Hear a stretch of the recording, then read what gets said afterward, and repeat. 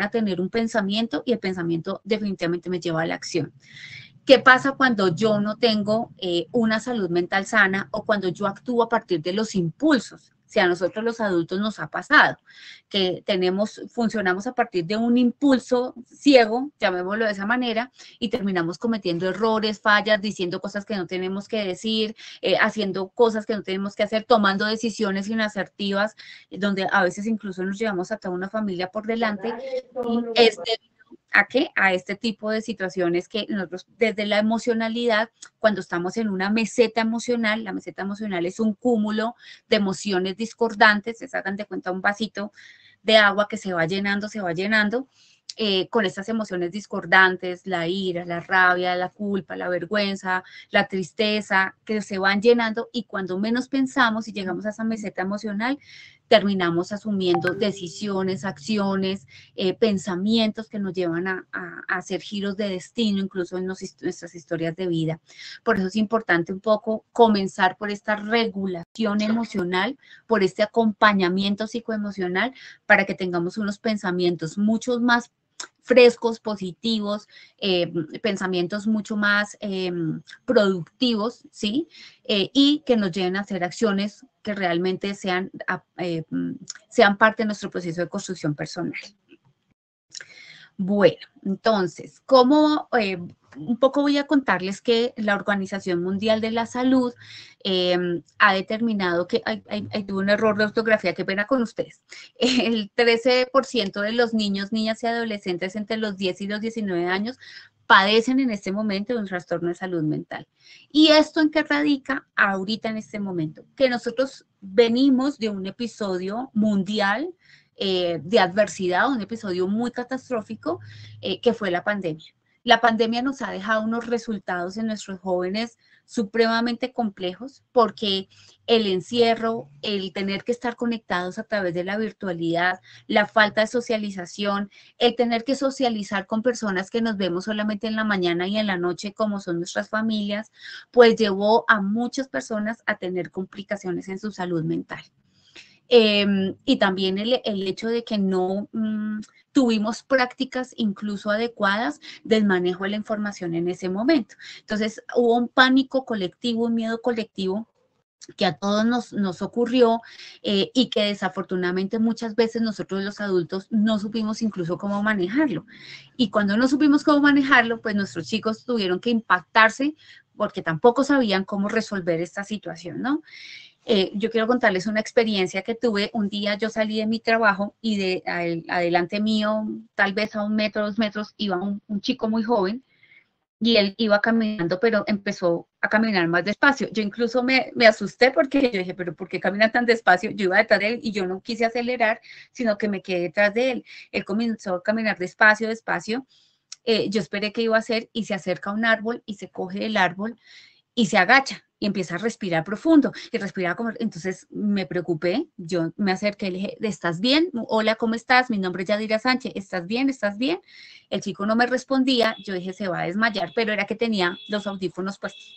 Entonces me acerqué y le toqué el hombro, le dije, hola, ¿estás bien? Entonces se quita el hombro y me dice, no, estoy teniendo un ataque de ansiedad y no sé, tengo miedo, me dijo. Entonces, por fortuna nos encontramos, ¿no?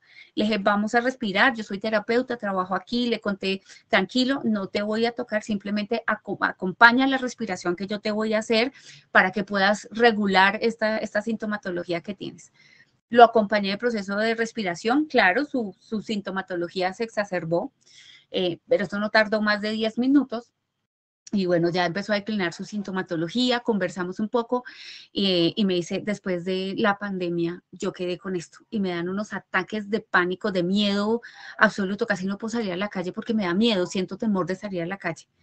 Entonces, esto es lo que nos está hablando la Organización Mundial de la Salud. Y les cuento que este chico tenía 17 años. Incluso le dije, tenemos que conversar, te dejo mi número de contacto, habla con tus papás, porque imagínate un chico menor de edad en una calle teniendo una crisis de ansiedad que muchas veces confundimos con otras cosas, ¿no? Y se los cuento que a mí me pasó, yo dije, ¿y esto qué pasó? Porque este muchacho se para así. pero miren lo que estaba sucediendo en ese momento. Entonces, es importante que podamos un poco identificar, revisar qué es lo que pasa también con nuestros chicos, con nuestros jóvenes, cómo son sus comportamientos, que ya lo vamos a ver aquí un poquito en esta presentación. La salud mental tiene una mirada integral y debe tener una mirada integral. Nosotros los seres humanos no somos seres fraccionados ni fragmentados, somos seres integrales, multidimensionales, biopsicosociales y como tal necesitamos que así sea nuestro proceso de atención, que nuestra garantía de derechos incluso como sujetos políticos y sociales, tenga esa mirada integradora del sujeto con los otros, con el contexto donde se relaciona, con su entorno, con su familia, con su colegio, con la comunidad, con el barrio, con el vecino, con la familia. Esa mirada donde todos, porque todos hacemos parte de un sistema, no somos seres independientes, no somos, bueno, perdónenme, sí somos seres independientes, pero no individuales solamente. Transitamos desde lo individual a lo colectivo y necesitamos como tal, entre todos, generar estos procesos de redes de apoyo comunitario. Buenas noches, Carolina. Entonces, ¿qué es lo que pasa? ¿Por qué hablo yo un poco de las redes de apoyo comunitario? Porque nosotros los papás, y voy a hablar también porque soy mamá también de 3 hijas, los que estuvieron en la conferencia anterior, en la charla anterior les contaba, y los que no, pues les cuento, soy mamá de 3 hijas, y pues como todos los papás tenemos que salir a trabajar, como todos los papás tenemos que salir, hacer nuestras diligencias, ir a trabajar y regresar a casa, y muchas veces tenemos que dejar a nuestros hijos al cuidado de terceros, o incluso cuando ya están un poquito más grandes en su adolescencia, nos toca ya dejarlos solitos en casa, mientras que regresamos de trabajar. Y aquí es donde el papel fundamental de esta red comunitaria es importante, porque los niños y las niñas y los jóvenes, los adolescentes, es una responsabilidad de todos, es un ejercicio de corresponsabilidad. Por eso cuando logramos establecer estas redes de apoyo, hay un programa muy bonito que está en Rosario, Argentina, para los que quieran indagar, que se llama La Ciudad de los Niños. Incluso hay un pedagogo que se llama, bueno, él se denomina Fracto porque él es ilustrador de cómics un poco, pero Francesco Tonucci, que es como se llama él, habla del tema del concepto de la ciudad de los niños. Y es como todos intervenimos en estos procesos de desarrollo personal para nuestros niños, niñas, porque son finalmente nuestro futuro, ¿no? Entonces, cuando hablamos de esta mirada integradora y hablamos de esta dimensión social, estamos poniendo en contexto que afuera hay un entorno en el cual todos interactuamos, que este entorno, que las familias somos permeables a este entorno, que lo que pasa afuera muchas veces afecta a la familia y lo que pasa en las familias también afecta en lo que pasa en lo social, que como familia tenemos que tener unas estructuras muy sólidas, muy juiciosas, que no requieren una elaboración, digamos, extra, sino que necesitamos es tener unas estructuras donde podamos tener una familia con una unidad, con unos procesos de diálogos profundos, con unas normas muy claras que nos permitan establecer y entender cuándo lo de afuera no impacta lo de adentro y cuándo lo de adentro no impacta lo de afuera, ¿no? Cuándo es lo público y cuándo es lo privado. Todo eso lo tenemos que conversar en familia. Afuera en la sociedad existen muchísimos retos y desafíos que afectan la salud mental. Afuera en la sociedad existen muchas dinámicas complejas, dinámicas que son incluso desadaptativas y que nosotros tenemos que ir con estas dinámicas también como si fuera una danza tal vez, ¿no? Un poco como llevando estos procesos de desarrollo personal de nuestros hijos, teniendo en cuenta que afuera hay una realidad que no podemos tapar, que hay una realidad de la cual tenemos que conversar también en familia. Hay una dimensión familiar en la cual todos intervenimos, y aquí voy a poner un ejemplo, y es como la pirinola, todos ponen en esta dimensión familiar, todos son importantes en la familia. Algunos tienen unos roles más específicos, más claros. Hay otros que juegan unos papeles un poquito más antagonistas en estos procesos de crianza y de salud mental de nuestros hijos, pero todos intervenimos en este proceso de la dimensión familiar. Y cómo desde el interior de la familia a veces promovemos estas enfermedades de salud mental. ¿Y cómo? Pues con situaciones que no resolvemos, con situaciones de conflicto, con ausencias, con intervención de familias que están fuera del núcleo de la familia, y a esto me refiero a las familias extensas. Bueno, y ahorita vamos a conversar un poquito más de esto. Pero indiscutiblemente la familia juega un papel importante en la salud mental, y adicional que también hay un concepto genético que también se puede heredar en temas de salud mental, que eso también es importante. Entonces, les hablaba que desde el concepto genético también heredamos enfermedades de salud mental de nuestro árbol genealógico. ¿Cómo así, Yadira? ¿La esquizofrenia se puede heredar? Claro. El trastorno bipolar también, todas las enfermedades, la depresión, ¿sí? Se pueden heredar. Lo que pasó con mamá en la gestación juega un papel súper importante en la vida de los hijos, de los niños, las niñas y los adolescentes, incluso en nuestra vida adulta. Si tuvimos una mamá con duelo, desatendida, desprotegida, una mamá con algunos problemas psicoemocionales, pues seguramente esto va a afectar indiscutiblemente en nuestro inconsciente, y también va a repercutir en este tema de la salud mental. Entonces, la familia juega un papel importante en este tema, ¿no? Cómo es necesario que cuando decidimos ser papás y mamás, pues decidimos una tarea supremamente importante, y es formar seres humanos para la vida.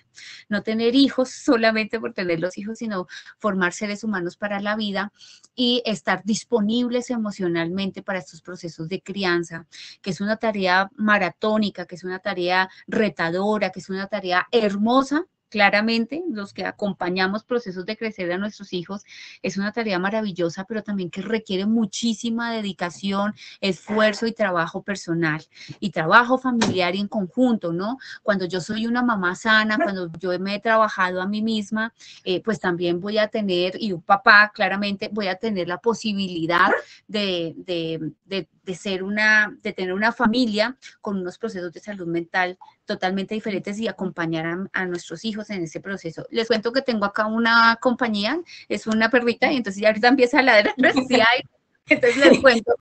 Ok, voy a continuar. ¿De acuerdo? Bueno, entonces, en esto que estábamos hablando de lo familiar, pues es lo que les decía, es una tarea que nos requiere a todos, incluso, que no solamente es de padres, que necesitamos también esa otra familia extensa que apoya algunos procesos, porque muchas veces nuestros cuidadores de nuestros hijos son los abuelos, son los tíos, son las tías, son los primos, ¿sí? La familia extensa también juega un papel importante, porque ellos muchas veces nos acompañan en estos procesos de crianza y también intervienen en la salud mental de nuestros niños y niñas. La dimensión individual, y es este proceso que cada niño, niña y adolescente está creando para su desarrollo personal, para su desarrollo psicoemocional. Cada uno va armando un equipaje, ¿sí? Voy a ponerlo en estos términos, como si nosotros les entregáramos una maletica, y ellos en esa maleta empiezan a guardar todo lo que les va llegando a su vida. Los procesos de relación con sus padres. Entonces aquí voy a remontarme a los niños de primera infancia. En algún momento yo tuve la oportunidad de trabajar con niños de primera infancia, y me acuerdo que había una chiquita que cuando peleaba con los compañeros, entonces ella hacía posición jarras, posición de ollita y de jarra, ¿no? Entonces, y hacía, y lo regañaba, y a mí me causaba mucha curiosidad cuando yo la veía, y un día dio la casualidad que algo pasó con ella, y la mamá la empezó a regañar a las afueras del jardín, y hacía la misma postura de ella. Entonces yo decía, claro, ella está relacionando a su mamá, cómo se relaciona con ella cuando la regaña, ¿no? Entonces, esto que nuestros hijos aprenden ¿Cómo aprenden de nosotros? Porque nos sentamos y les hablamos en una cátedra de cómo se tienen que comportar o cómo tienen que llevar su vida. No, nuestros hijos aprenden a llevar, a resolver su vida emocional, a resolver los problemas, a enfrentar un conflicto, a enfrentarse a la vida de la misma manera como nosotros lo hacemos. De la misma manera como yo resuelvo mis conflictos, ¿sí? Si yo en mis conflictos tengo un problema, me pongo a llorar, me aíslo, no quiero hablar con nadie, me encierro, no quiero que me digan nada, pues seguramente mi hijo, mi hija va a repetir esta misma dinámica. Si por el contrario puedo manifestar y decir, no me siento bien, estoy mal, quiero llorar porque no estoy bien con esta situación, quiero tener un tiempo a solas y luego lo puedo conversar, pues mi hijo, mi hija va a poder aprender a resolver también los conflictos de la misma manera.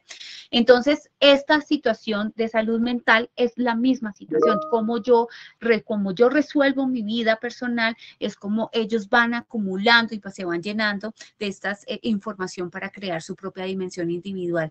Y a esto le sumamos lo que pasa al interior de la institución educativa, la forma como nuestros docentes también nos acompañan en este proceso de formación psicoemocional, lo que pasa en el contexto, lo que pasa en el entorno, y vamos llenando este equipaje y haciendo nuestro propio proceso de identidad, ¿cierto? Nuestro propio proceso de identidad que dura toda la vida, porque la identidad no se forma en la adolescencia solamente.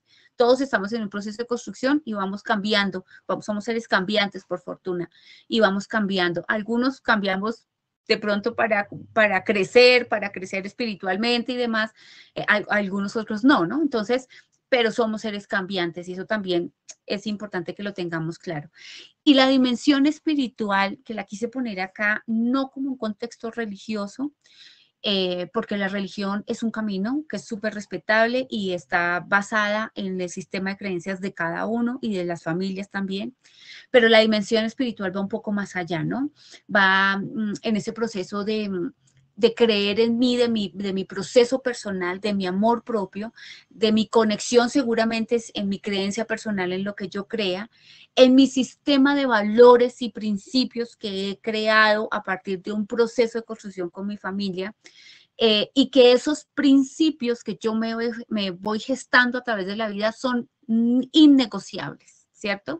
Que yo no pongo mis principios a negociarlos por adquirir, querer, estar, pertenecer, ser, que no se vayan, no quedarme solo, asumir cosas. No, yo mis principios los mantengo como una regla, como una meta fija en la cual es casi que mi Biblia, ¿no? Es mi protocolo de vida y yo con estos principios me voy relacionando en mi vida, ¿no? Y no los voy a poner a negociarlos con nadie porque hacen parte de mi proceso personal.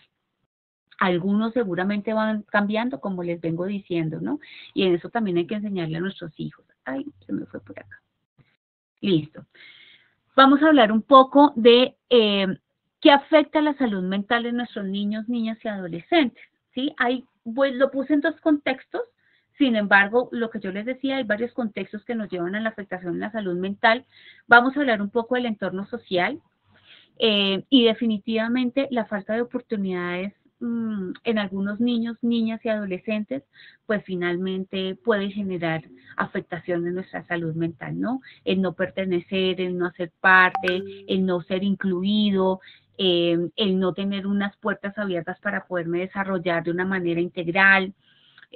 Aquí, por ejemplo, quiero poner en contexto a las personas con discapacidad, que a veces sus procesos de inclusión no están tan claros, no se logran llevar a cabo, a veces nos encontramos también con barreras de acceso, nos encontramos incluso con estereotipos sociales que nos limitan también en estos procesos de desarrollo personal a través de la sociabilidad. Situaciones de pobreza, ¿sí? La pobreza no es al interior de la familia, la pobreza es una condición política y social, y la pobreza podemos cualquiera llegar a una situación de estas. Colombia desafortunadamente está entre los primeros países de desigualdad social, y que lo vemos en nuestra ciudad, ¿sí? Que es claramente una lectura que no podemos negar, que no podemos cerrar los ojos a ella, ¿sí? Y que también puede ser una situación de afectación en la salud mental. Hace poco conversaba con un colectivo de psicólogos en un masterclass que estuvieron de prevención del suicidio, y hablábamos que muchas veces las personas con salud mental afectada, depresión, ansiedad, van a consulta psicológica, pero desafortunadamente en la consulta no solucionamos los problemas sociales, no solucionamos la falta de empleo, no solucionamos la falta de recursos económicos, no solucionamos la falta de oportunidades, y todo eso afecta a la salud mental. El no tener con qué pagar un arriendo, el no tener con qué llevar de pronto los alimentos a casa, pues es indiscutiblemente una afectación de salud mental. Por eso esto no es un tema individual, sino colectivo, social, a los que todos nos afecta. Los índices de violencia social que vemos a diario, el tema de las barras de fútbol, las barras populares de fútbol, el tema de la delincuencia, de la violencia, de las exclusiones, del maltrato, incluso social también, el tema del bullying, que es muy marcado, sobre todo en el contexto escolar, es muy marcado el bullying, y esto ha llevado, y ustedes pueden conocer historias de chicos, de jóvenes que terminan tomando decisiones lamentables, como es el suicidio, como salida por una afectación de bullying, ¿no? El acoso en redes sociales. Desafortunadamente los chicos cuando ingresan en este mundo de las redes sociales, y lo hablaba el profesor al inicio, este manejo del celular inadecuado, pues terminamos a veces abusando de la individualidad o de la independencia o de la seguridad y la protección de otros. A veces entre los mismos chicos se generan este proceso de retos, de amenazas por redes sociales, y eso hace que se afecte la salud mental cuando nuestros hijos no tienen un proceso de diálogo con nosotros abierto, de contarnos qué es lo que está pasando. Las redes sociales están muy cerquita y muy amigas de la vida personal, de la vida íntima y la vida sexual, sobre todo en los adolescentes. Los niños, por fortuna, no tienen el acceso como lo tienen los adolescentes a las redes sociales, pero sin embargo sí, este tema de la sexualidad, de la hipersexualidad, de los vínculos e inicios en la vida sexual en los adolescentes, y cuando están acompañados de las redes sociales, pues son temas muy complejos que pueden llevar a nuestros niños a tener estas afectaciones en salud mental. El consumo de sustancias psicoactivas. El consumo de sustancias psicoactivas está determinado como, si bien es un problema individual, como una situación, un fenómeno social colectivo, y que también desde el DSM-I está avalado como trastorno, es un trastorno psiquiátrico por consumo de sustancias psicoactivas, que incluso muchas veces se pueden presentar trastornos duales, es decir, tengo el trastorno por consumo de sustancias psicoactivas, pero tengo un trastorno bipolar a causa del consumo de sustancias psicoactivas. Entonces también es importante que lo podamos identificar como un problema de salud mental. ¿Listo? Frente al entorno familiar, pues lo que yo les decía hace un momento en la dimensión familiar. ¿Cómo nosotros como familia podemos o promover la salud mental de nuestros hijos, generar ambientes sanos, generar bienestar, calidad de vida, como también podemos ser promotores de situaciones complejas, como lo que les acabo de decir, en el mes de septiembre, desde septiembre se conmemora el Día de la Prevención del Suicidio, y cómo nuestros hijos incluso toman decisiones de este tipo, pensamientos, actos, acciones con relación al suicidio por situaciones que pasan al interior de la familia. La violencia intrafamiliar es una de las situaciones más altas que viven nuestros hogares. Las violencias conyugales, ¿sí? Los maltratos conyugales, puede ser que yo directamente no maltrate a mis hijos dentro de esta violencia, pero si tenemos padres que están en un ciclo de violencia, que están en una situación de maltrato de pareja, pues nuestros hijos van a terminar siendo testigos y víctimas también de esta violencia. Las dificultades en la comunicación.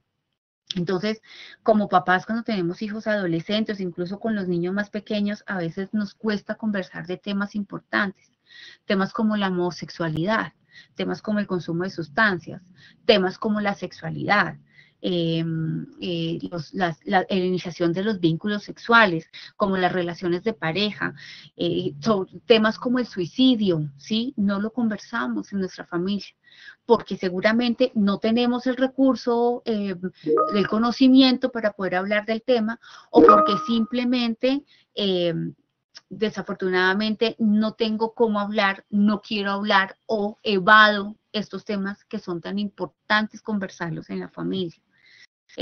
Ya dirá, si hay que hablar del tema de prevención de suicidio, claro, hay que hablarlo.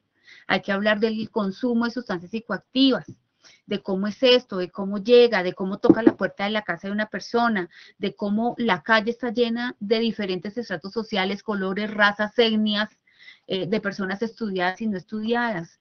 ¿Por qué? Porque el consumo de sustancias psicoactivas, de esto hay que hablar de cuando los chicos quieren iniciar una vida sexual, aunque a nosotros nos parezca impactante que los jóvenes estén hablando de estos temas, incluso cuando llegan a temas de promiscuidad, cuando nos llegan temas de enfermedades de transmisión sexual en jóvenes tan jóvenes. Entonces, sí es importante que podamos tener una conversación clara, una comunicación abierta, que podamos hablar de las situaciones familiares que se presentan.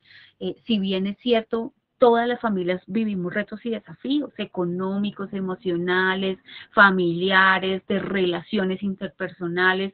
Todas las familias sufrimos esos retos y desafíos. Cuando nosotros nos vinculamos en pareja, pues lo maravilloso de vincularse en pareja es esa primera fase del amor, ¿no? Los papás que están aquí, que llevan hartos años casados, y yo les digo, ¿se acuerdan cuando se conocieron? Ah, ahí se sonrojan, y entonces sí, yo me acuerdo, y ella iba vestida así, y él llevaba tal cosa, y tan bonito que es esa fase. Conseguir pareja es lo más sencillo. Somos novios, listo, yo tengo pareja, construya pareja. ¿Sí? Ahora vaya y construya pareja, que es el reto más difícil. Y ahora, después de ser pareja, vamos a construir familia. Y cómo después de que asumimos responsabilidades, muchas veces por diferentes situaciones, las familias se separan. Entonces, papá y mamá ya no se entendieron, ya no es lo mismo y nos separamos, pero aquí es súper clave esto: si nos amamos, amémonos bien, y si nos separamos, separémonos bien. ¿Sí? ¿Por qué? Porque desafortunadamente cuando hay rupturas tan conflictivas, tan violentas, cuando hay rupturas que impactan tanto a nuestros hijos, indiscutiblemente hay una afectación en la salud mental de nuestros hijos. Y bueno, después es que nosotros decimos, ¿por qué no lo hice así? ¿Por qué no le dije? ¿Por qué tal cosa? Entonces, ¿cómo es importante? No necesariamente tenemos que vivir en pareja, porque sabemos claramente que muchas parejas no se entendieron, no la logramos, tenemos situaciones difíciles, hemos llegado a faltarnos al respeto, pues lo mejor es tomar distancia.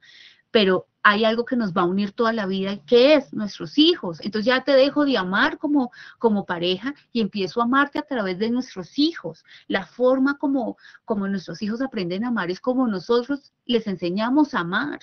Como nosotros nos amamos los adultos, es como nuestros hijos van a amar en un futuro.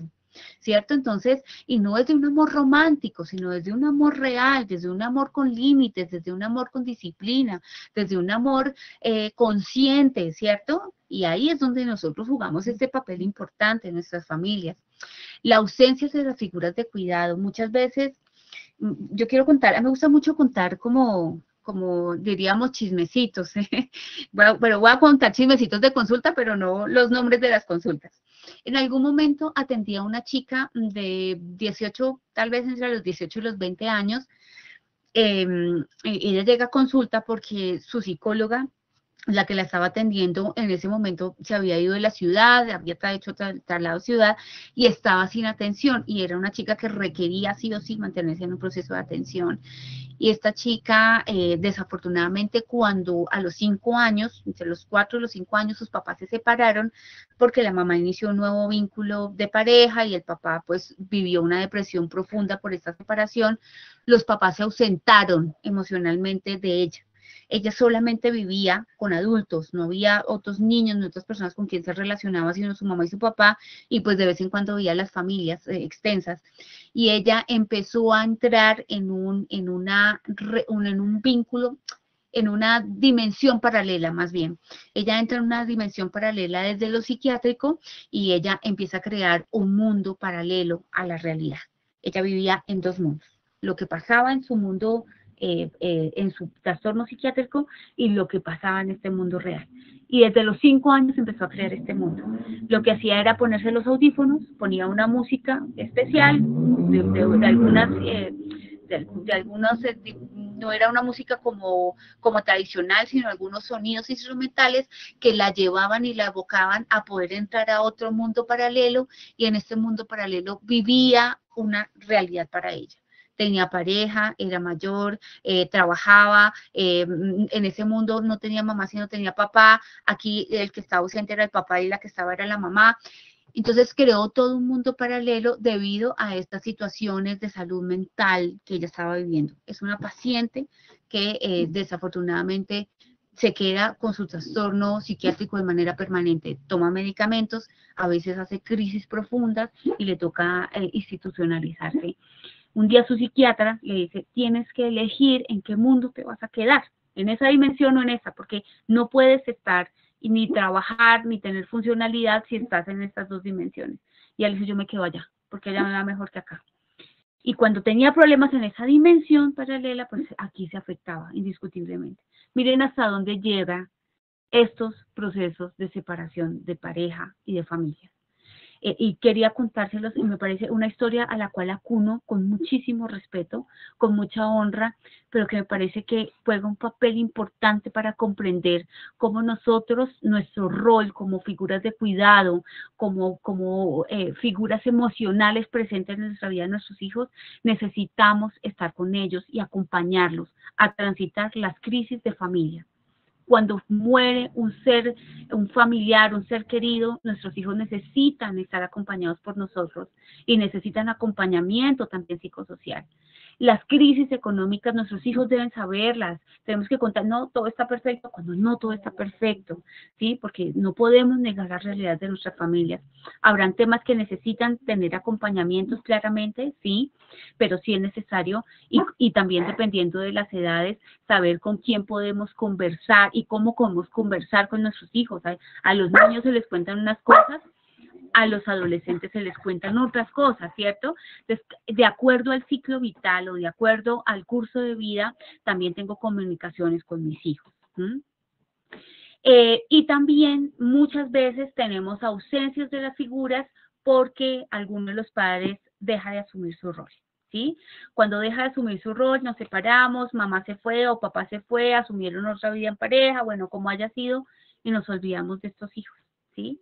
Entonces esas ausencias también se ven, incluso padres que han sufrido situaciones de salud mental también pierden esta potestad de tener, de ser figuras. Y bueno, y ahorita entonces viene otro tema y es la inversión de roles, ¿no? ¿Cómo es eso de la inversión de roles? Entonces, hablando un poco de estas dinámicas, cuando falta o hay ausencia de uno de los padres, a veces nuestros hijos, sobre todo le pasa mucho a los adolescentes y a los jóvenes, terminan asumiendo un rol que no les corresponde. Entonces, el rol de cuidado de los hermanos pequeños, de los hermanos menores, el rol de proveedor económico en el sistema familiar, el rol de cuidar a mamá o a papá, el que quedó con el duelo por la pérdida del otro integrante de la pareja, entonces termina asumiendo unos roles que no les corresponden.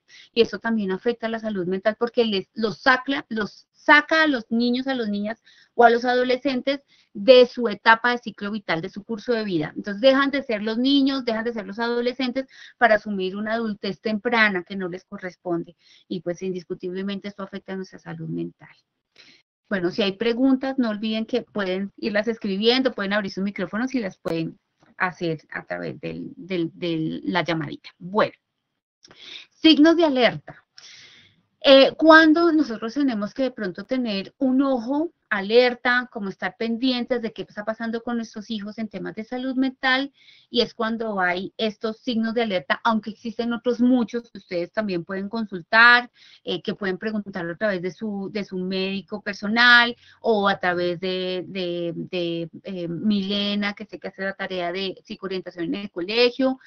De hecho, las instituciones están obligadas a reportar, ¿sí? Si hay casos de salud mental que requieren de procesos de acompañamiento, se necesita, en ese caso, cuando la vida y el riesgo de un menor, de un adolescente está en riesgo, toca reportar esto a las instituciones competentes. Eso es una ruta de atención que todas las instituciones, en este caso los centros educativos, instituciones educativas, la tienen totalmente identificada para poder activar las rutas cuando son necesarias. Entonces, signos de alerta, episodios de temor, chicos que entran en estados de pánico, tengo miedo, no quiero salir, no sé, no puedo respirar, me tiemblan las manos, siento hormigueo, no puedo, me da mareo, tengo rebote, no estoy viendo bien, porque seguramente puede estar en una crisis, un ataque de pánico.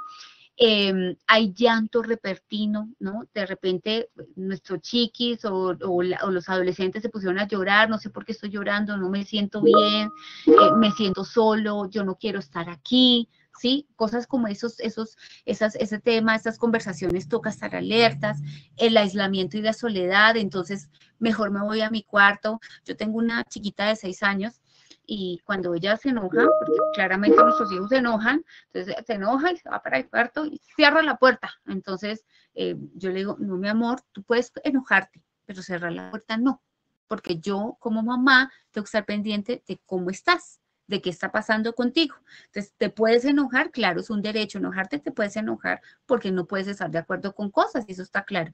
Pero encerrarte, echar llave y cerrar la puerta, no, mi amor, la puerta se deja abierta. ¿Sí? Eso es acompañar a nuestros hijos a vivir crisis emocionales, porque todos tenemos crisis emocionales, pero hay una etapa para esas crisis, ¿no? Entonces, sobre todo esto pasa mucho en los niños después de los 5, 7 años y en adelante, nuestros jóvenes, este proceso de aislamiento, me quiero quedar solo, no quiero ir, vayan ustedes, no me quiero levantar, no quiero comer, baja el ritmo, cambia el ritmo circadiano, por ejemplo, entonces duermo mucho en el día, en la noche estoy alerta, o de pronto bajo el tema del apetito, ya no quiero comer tanto, estoy viendo que mi hijo se está bajando de peso, se ponen más irritables, ¿cierto? Cualquier cosa que uno les dice los pone irritables, no me moleste, déjenme en paz, no quiero hablar, como dicen ellos, déjenme vivir mi vida, ¿cierto? Entonces todo este tipo de conductas y comportamientos hay que estar atentos.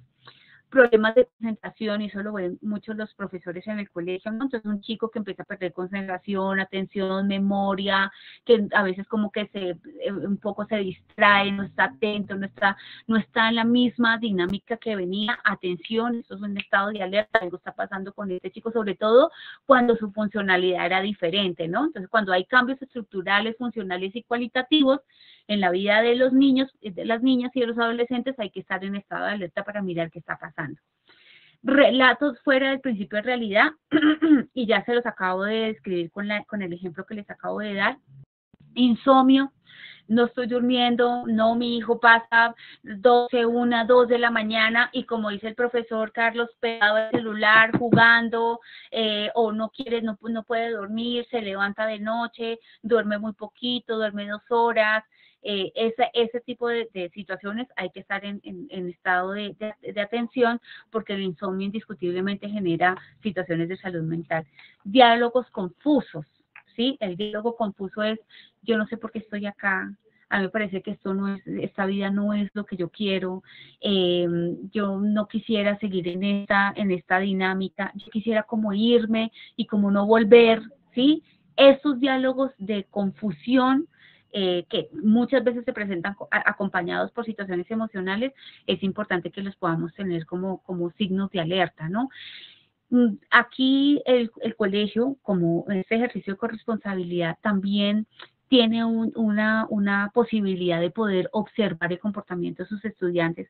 Ustedes saben que nuestros hijos permanecen más tiempo a veces con los profesores que con nosotros, y ellos los conocen incluso a veces mucho más que nosotros, y saben cuando los chicos están teniendo cambios en los estados de ánimo, en los estados de comportamiento, conductuales, algo está pasando. Entonces ahí hay que estar alerta cuando el profesor, la profesora, el director del grupo me llame y me diga, mamá, papá, algo está pasando con Juan porque no sé, no se está comportando de la misma manera, no está trayendo las tareas, está diciendo mentiras, me dijo tal cosa, pero era otra. Entonces ahí hay que estar en estados de alerta, no siempre porque haya una enfermedad de salud mental, claramente, pero sí estos episodios, estos cambios sí son necesarios que los tengamos, que estemos atentos.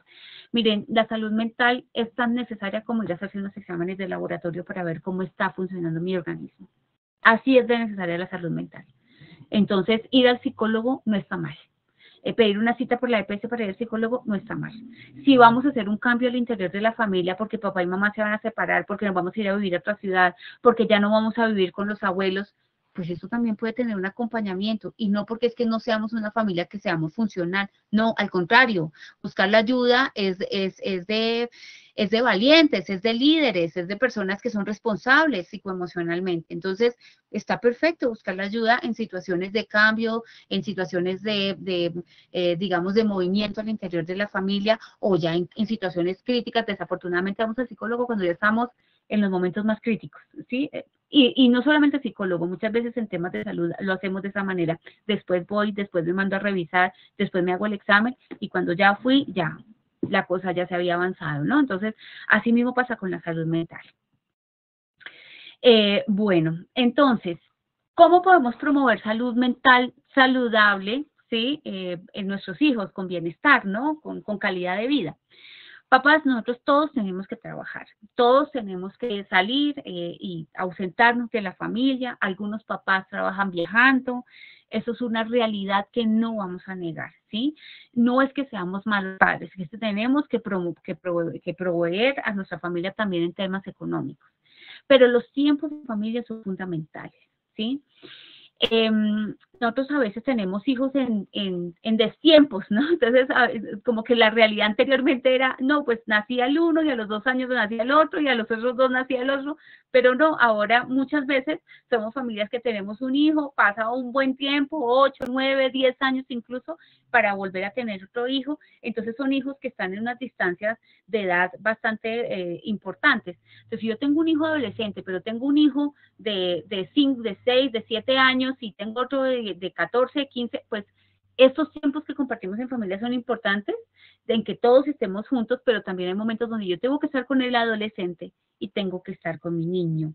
Y son dos temas diferentes, y son dos actividades distintas, ¿sí? Estos tiempos que yo le puedo dar a mi hijo de manera personal, individual, y decirte, hoy es tu día, atención a esto, hoy es tu día, hoy es el día de Juan y Paz, o si vives solo con mamá o solo con papá, hoy es el día de Juan y papá, hoy es el día de Juan y mamá, ¿sí? ¿Por qué? Porque le estamos dando el nivel de importancia que ellos se merecen, que ellos requieren, ¿cierto? Y además porque les estamos abriendo la posibilidad de que haya un espacio de diálogo, de conversación, de encuentro personal, de diálogos profundos, de introspección. Entonces, en estas conversaciones, sobre todo con los adolescentes, los padres que tienen acá hijos adolescentes, hay que provocar que esos chicos tengan conversaciones introspectivas. ¿Tú qué piensas de esto? Cuéntame tú qué harías en una situación de estas. ¿Cómo resolverías tal situación? Porque es importante escuchar a nuestros hijos, ¿cierto? Entonces, ok. ¿Y qué tal si pronto pudieras hacer tal cosa en vez de esta? Y lo llevo a la reflexión, lo llevo a que pueda empezar a tomar decisiones, a tener miradas más claras, obviamente con mi acompañamiento, ¿no? Tener actividades físicas. Entonces, que los chicos hagan un deporte es fundamental. Natación es un deporte muy completo. Los deportes orientales son muy completos porque tienen una mirada holística. Entonces, el jiu-jitsu, la capoeira, el combate, todas esas miradas un poco orientales nos ayudan mucho a tener unos procesos más integrales. No quiere decir que el fútbol no quiere decir que el patinaje tampoco, pero hacer actividad física nos va a ayudar a mejorar el tema de superar las enfermedades del siglo XXI, estrés, ansiedad y depresión. Las actividades extracurriculares que nuestros hijos quisieron, clases de música, de teatro, de danza. El arte es un proceso y es un camino súper favorable para los procesos emocionales. El arte se ha convertido en un camino de superar procesos emocionales, de liberar situaciones críticas emocionales de nuestros jóvenes. Por tanto, hoy el Ministerio de las Artes y las Culturas y los Saberes están promoviendo este tipo de prácticas al interior de los colegios, incluso los colegios que están en unos riesgos más de vulnerabilidad y fragilidad social, los colegios públicos, incluso en regiones que son muy distantes, están llevando la música. Entonces existe el programa de Artes para la Paz, Sonidos para la Paz, Danza para la Paz. ¿Para qué? Para promover estos procesos de calidad de vida y de bienestar a partir de las artes. Establecimiento de normas claras y explícitas. ¿Cómo es esto de claras y explícitas? Que yo tengo claro qué es lo que pasa en esta casa. Y segundo, que yo lo puedo dialogar. A veces pensamos que mi hijo sabe que a mí no me gusta que diga eso, pero mi esposo sí, pero mamá no. Esto que queda implícito, que no se dialoga, genera conflicto al interior de la familia. Entonces es importante que las normas sean claras y explícitas. Si se tienen que escribir, perfecto, se escriben, pero tienen que ser claras y explícitas para todos. Que las normas se pueden negociar a veces, claro, se pueden negociar. Se pueden negociar sobre todo con nuestros hijos adolescentes que necesitan un poquito que se les abra un tris la puerta para que puedan empezar a salir, para tener procesos de independencia, pero también tampoco la puerta abierta todo el tiempo, ¿no? Entonces sí es importante que estas normas se puedan dialogar, se puedan hablar, se puedan tener claras, incluso se puedan negociar en algunos momentos.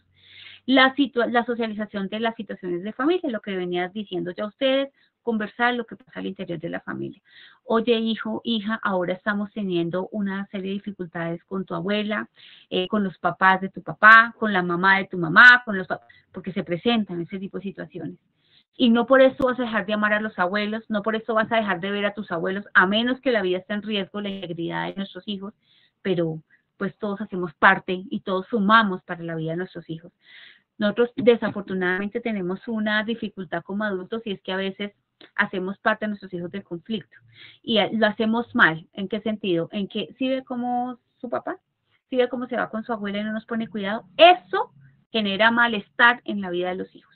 Los hijos no pueden estar inmersos en ese conflicto que tenemos como parejas, ¿sí? Necesitan saber que a lo mejor una situación que se está presentando en familia, porque van a haber unos cambios en las dinámicas familiares, pero no necesitan generarse en ellos situaciones de rabia, de rechazo, de exclusión de sus integrantes de la familia. Atención a eso, porque todos hacemos parte del árbol genealógico. Y cuando excluimos, se generan problemas de salud mental. Yo creo también, doctora Yadira, que otro punto también que nosotros como padre a veces podríamos fallar es en permitirles a que ellos no se puedan aburrir, entonces no se aburren o ser demasiado permisivos en el sentido de, yo he visto inclusive niños de primaria con iPhone de últimos modelos. Yo digo, bueno, ¿hasta dónde llega uno como padre ser tan permisivo y tan laxo de no enseñarles a que puedan tener un libro más que unas redes sociales? ¿Tú cómo nos podrías orientar para poder también decirles este mensaje a los padres ya que están aquí presentes? Gracias, Milena. Sí, señora. Yo voy a hacer esta reflexión. Los hijos son como las cometas y siempre hago esta misma reflexión. Cuando nosotros vamos a elevar una cometa, si le soltamos mucha pita, ¿qué pasa? Los que han elevado cometa, porque no los he escuchado. ¿Qué pasa cuando le soltamos mucha pita a la cometa? Si están ahí, padres. Se van. Se van. Eso se nos fueron las cometas. La cometa se perdió. Exactamente. Así mismo. A una mamá acabo de decir algo súper preciso. La cometa se perdió. ¿Sí? Así pierde el control de la... Exacto. Así mismo pasa con los hijos. Si yo le abro la puerta a mi hijo para que todo lo que pida, todo lo que quiera, yo se lo dé, vamos a crear tiranos en la vida, que cuando están en la adolescencia, cuando están grandes, no consiguen lo que quieren, terminan haciendo cosas que ustedes no se alcanzan a imaginar, porque necesitan conseguir lo que se les pidió. Miren, hoy en día, no sé si ustedes han escuchado hablar, hoy en día hay mucho ruido con el tema del narcisismo. Y el narcisismo es producto de unas pautas de crianza que no fueron claras, de una sobreprotección por parte de los padres. Yo conozco casos y he tenido en consulta casos de, sobre todo en los hombres, con todo el respeto de ustedes, género masculino, pero lo he visto más en consulta con los hombres que con las mujeres. Desafortunadamente, cuando les damos todo, encuentro hombres de 35, 38, 40, 45 años todavía viviendo con los padres y no respondiendo por sus hijos, no asumiendo una paternidad presente y consciente. ¿Por qué? Porque están todavía infantilizados viviendo con los papás, ¿sí? Entonces, este tema del narcisismo es muy, muy común debido a eso que nosotros cuando pequeños damos como las cometas pita, pita, se perdió, ¿sí? Se va sin medida. Y también tanta restricción, si yo agarro mucho la cometa, ¿qué pasa? Cuando le cojo mucho la pita. Generamos temor, No vuela. miedo, chicos temerosos. No vuela. No la dejamos volar. Perfecto, muy bien, mamá, así es. No los dejamos volar.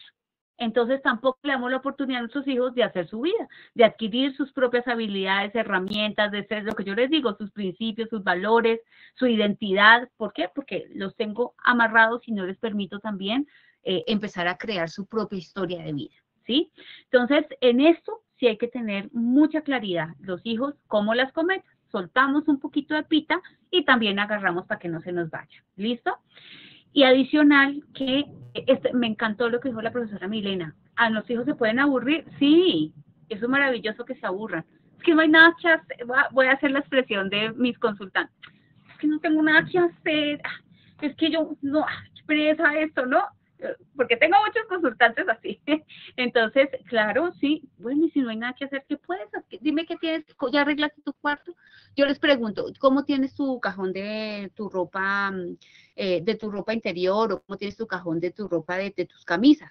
¿Cómo está tu lugar de zapatos? Entonces sueltan la risa, ¿sí? ¡Ay, no! Pues eso está patas arriba. Ah, bueno, comencemos por ahí, no te aburras, ponte a arreglar el closet.